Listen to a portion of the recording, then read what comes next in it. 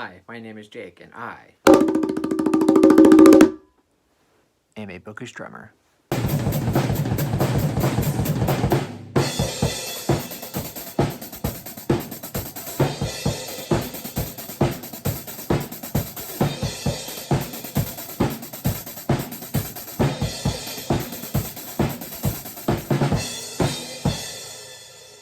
So for this video, I will be discussing books I wish I could go back and read for the first time. Now, I wish that I could say that I came up with this idea on my own, but actually my wife Stacy, who has her own channel called The Chapter Conundrum, she did this idea a few weeks back. So I'll link that down below. I'm basically stealing the idea because I thought about it, and I thought about, I think about 10 maybe a dozen books here that I remember the first time I read these books and the feeling I had reading these books. These are all based off of just feelings I had the first time I read this book, whether they're just my jaw was on the floor or my mind was just in awe of what was happening, or I was, scared or whatever. So yeah, just so I'm going back, or I wish I could go back and read these books for the first time. So with all that being said, let's go ahead and jump right into it.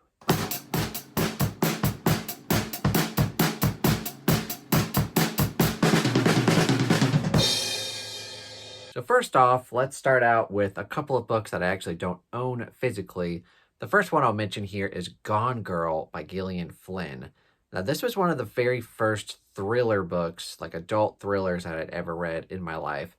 And it was one of the first experiences I had of like binge reading a book, where I started the book like really late at night and I just could not stop reading this book. And then I got to the twist, which I won't say what it is, obviously, but I got to the twist and my jaw was on the floor. I was like, you can do that? And I just remember the feeling I had of just like staying up late, wanting to figure out what the hell was going on. So I wish I could get that feeling back, because I mean, I do have a lot of thrillers that I will binge read, but that first time, nothing beats the first time. Like that first time reading a good thriller where you're just like, you got to figure out what's going on. Gone Girl was that for me. I wish I could go back and have that same feeling all over again. And one of my more recent favorites from this year, a top contender for favorite book of 2025, would have to be When the Wolf Comes Home by Nat Cassidy. And I just read this book like a few months ago, so it's not even nostalgia at play here. It's more just I want to I want to revisit how I felt the first time I read this book, because this is going to be a book that I want to reread a lot in my lifetime. But I don't know if it's going to live up to the first time reading this book, because there's so much going into this book. You think it's all about one thing, kind of like, from the cover, you can kind of tell werewolves, right? But it's so much more than that, so much more than I could have expected. It went into some wild directions that I could not have predicted. And the first time reading it was just so amazing. I'm hoping on a reread it still stays the same for me. I think it will, but I don't think it'll live up to the first time I read this book. And again, it's kind of like, you can do this in books. This is awesome. And yeah, it's just a great time. And I wish I could go back just like a few months ago, just time travel a few months ago and just read this for the very first time. All right, the rest of the books I own physically, right off camera here. And another thriller that I wish I could go back and read for the first time, because this is the first experience I had with my all-time favorite thriller author, and that would, of course, be Then She Was Gone by Lisa Jewell. I picked this book up because, she had a few books out at the time, at least the ones that I've heard of, and a lot of people were saying that this is her best one and the best one to start with. So I picked up this book, and man, just from start to finish, I was enamored with the writing. I loved the opening chapters in here where we get kind of introduced to the premise and the way that she wrote her characters and the way that she kind of drew the mystery and kind of slowly unraveled what was happening. Like the whole time, I wouldn't say like the twist was like the big part of this book. It was kind of just like a slow descent into unraveling what was going on. And the way that she wove the story was just, I was enamored. And I wish I could go back and have that same feeling of just being enraptured by this book, because it's one of those books that just like, from start to finish, I just had to know what was going on and what was happening. And yeah, it's my favorite Lisa Jewell book, and it's one that I haven't gone back and reread that I really want to go back and reread. It's one that I'm hoping I will like just as much as the first time, but for this book, it's kind of, the feeling I had the first time I read it. I don't know if it can be topped. So while I do want to go back and reread this one, I also simultaneously want to go back and read it for the first time again. Another book that I've only read one time that I really do want to go back and reread, but will it be the same as the first time? I'm not sure. And that'll be Imaginary Friend by Stephen Chbosky. This is one of, if not my favorite, horror novels of all time. And it was funny because I recently just finished The Perks of Being a Wallflower, which he wrote like 20 years before this. Vastly different experiences. But this one, like I mentioned, one of my all-time favorite horror novels. And I just loved how it felt kind of like an awesome combo of like wild Dean Koontz like premises, but with amazing Stephen King like characters. Like the blending of those two things was very good. And just, a lot of people, when they get halfway through this book and they realize kind of what's going on, they get a little bit of a sour taste in their mouth. But for me, I was just very interested from that point. Well, even more so than I already was. But like, this book just has so many jaw-dropping and cathartic moments layered throughout this whole book. Fantastic characters, fantastic, just everything about this book.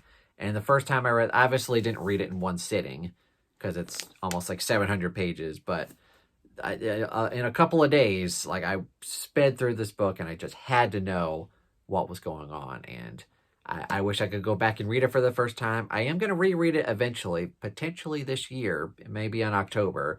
But the feelings I had the first time I read this, especially at the end with all the cathartic moments, yeah, I can't beat it. This next book I've reread several times, actually. I think at least 3 times, if not more. But that first time I read this book, I won't say it's not as good on a reread because it's always a 5-star read, but the first time I read it was just very special. And that would be Sleeping Giants by Sylvain Neuvel. One of the books that I kind of just randomly picked up at Second and Charles. Didn't really know too much about it. I kind of figured from the title and the cover that it would be a sci-fi book. And reading the back, I wasn't quite sure what I was in for.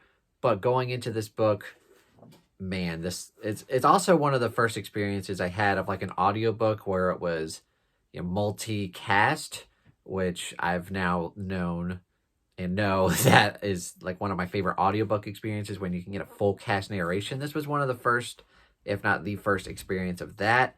And it just kind of immersed myself even more into the story where all the characters just felt extremely real, and just everything about the first time reading this book and the series, but especially this first book, was just jaw-dropping and awesome.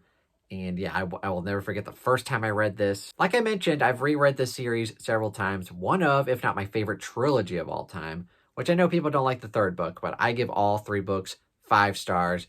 But the first time I read the trilogy, especially this first book, not really knowing what I was jumping into, I was blown away.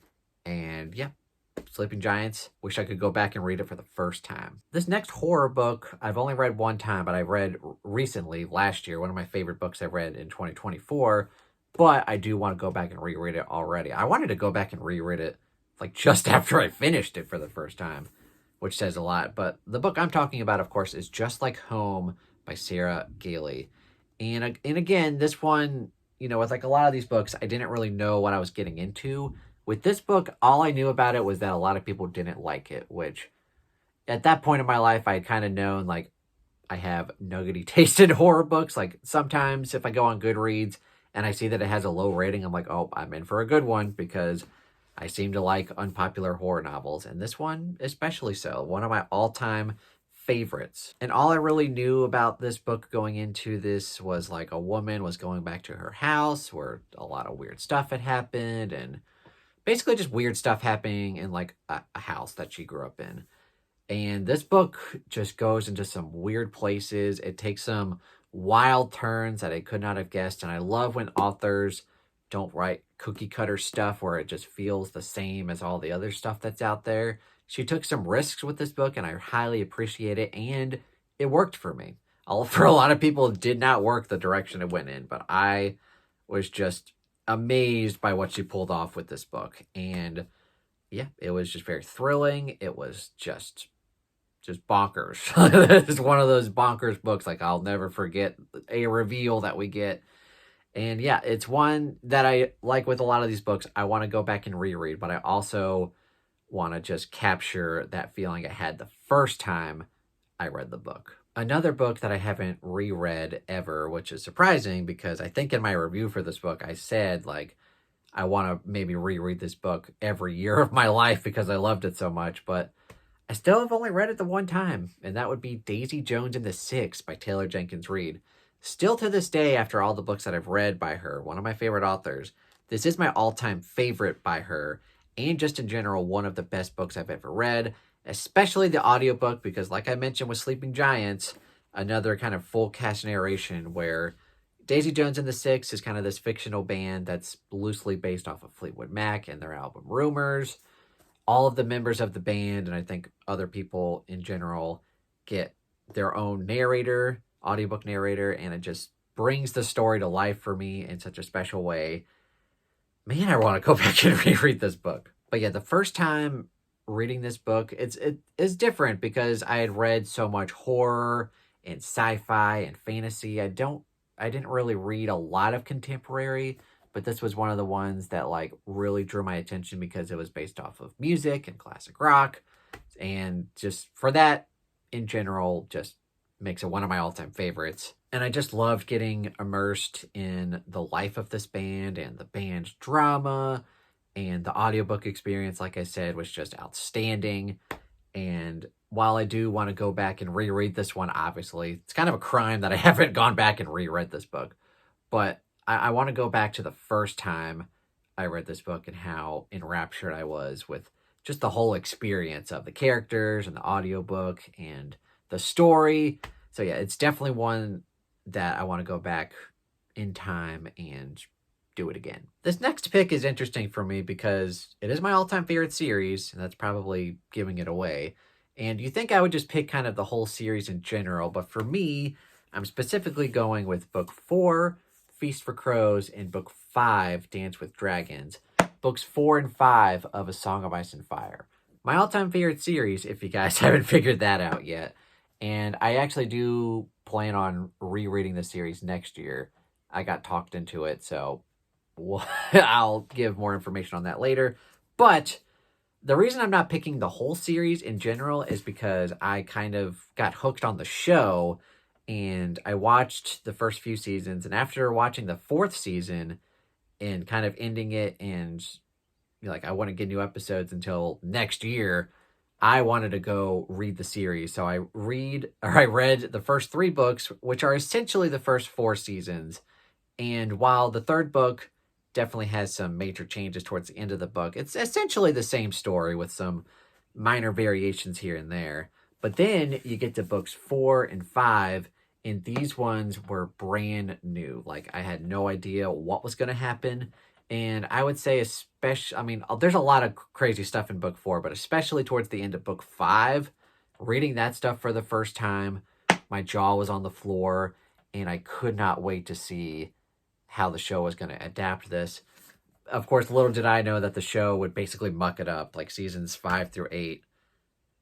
That's a whole other story. But reading books 4 and 5 for the first time, obviously books 1, 2, and 3 are amazing, and book 3 is still my favorite out of the series. But reading books 4 and 5 for the first time, not knowing what was going to happen, was truly amazing. This next book I've talked about on my channel, especially recently, but this one was an example of a book that I bought solely based on the cover. I did not know anything about the book, what it was about, the author. I knew nothing.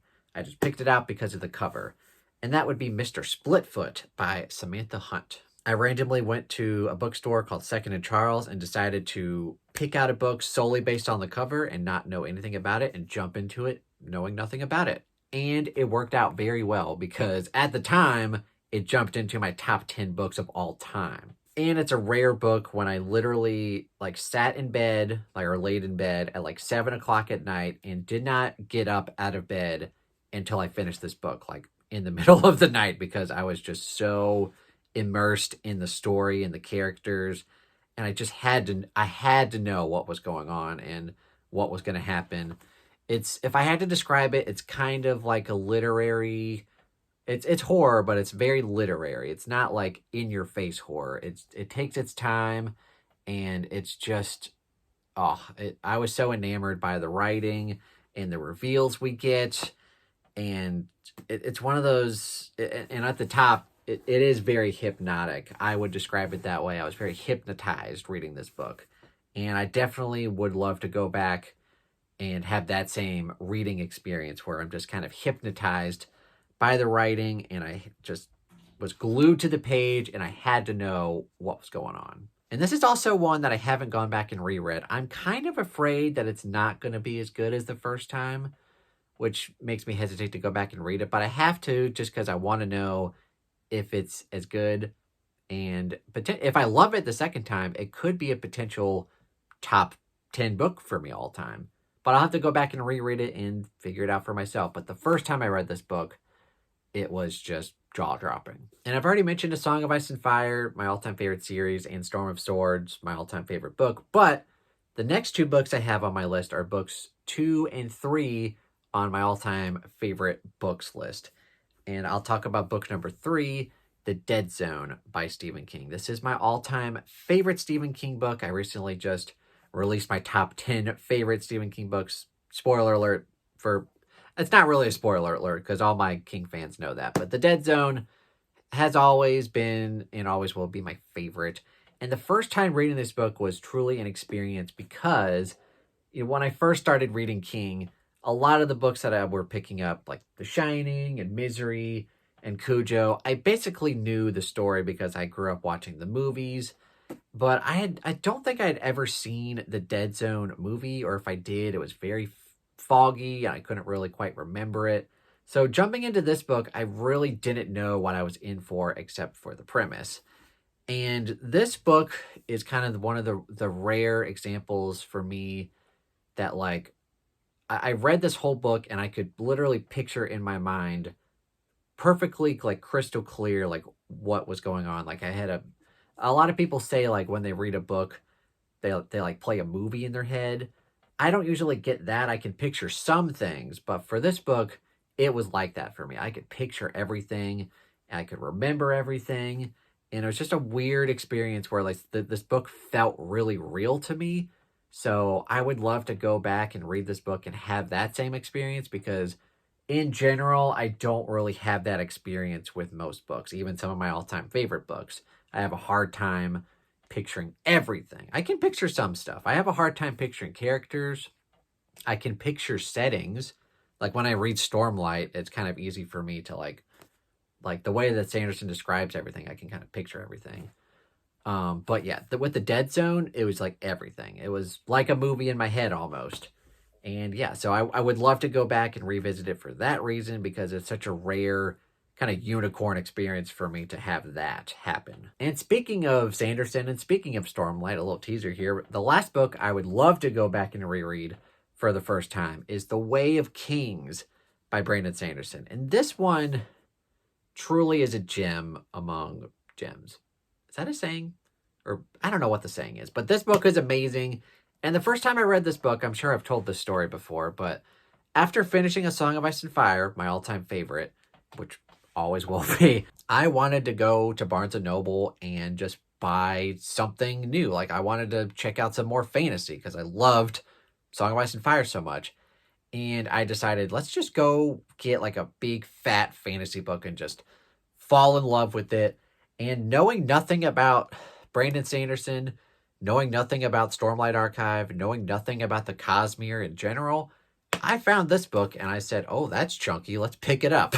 And good thing I did because I just completely fell in love with Sanderson at this point with the Cosmere. I know a lot of people say that when you start Sanderson, that you want to start with like one of his standalones or, you start with Mistborn. But for me, I fell into the deep end with Stormlight Archive, The Way of Kings.